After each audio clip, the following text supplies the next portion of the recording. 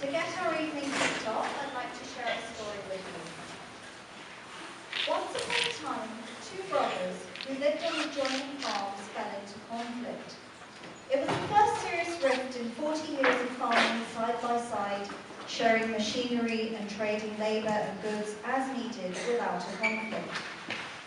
Then the long collaboration fell apart.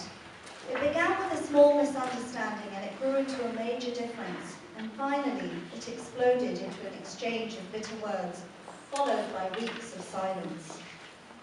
One morning, there was a knock on the older brother's door. He opened it to find a man with a carpenter's toolbox. "I'm looking for a few days' work," he said. "Perhaps you'd have a few jobs here and there I could help with?" "Yes," said the older brother, "I do have a job for you. Look across the creek at that farm. That's my neighbour. In fact, he's my younger brother. Last week, there was a meadow between us, and he took his bulldozer to the river levee, and now there's a creek between us. Well, he might have done this despite me, but I'll do him one better. See that pile of lumber by the barn?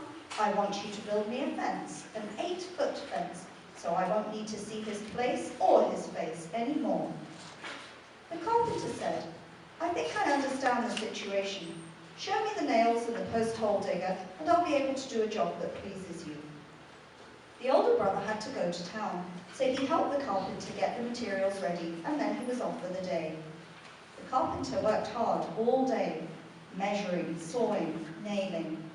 About sunset, when the farmer returned, the carpenter had just finished his job.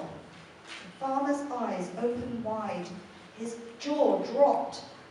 There was no fence there at all. It was a bridge stretching from one side of the creek to the other.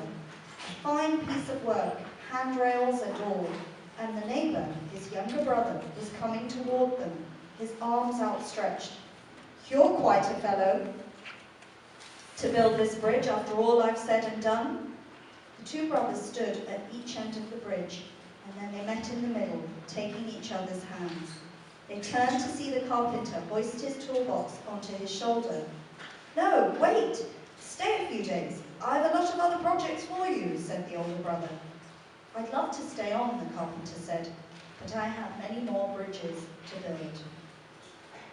Tonight's event is a great chance for us to build bridges and learn more about each other.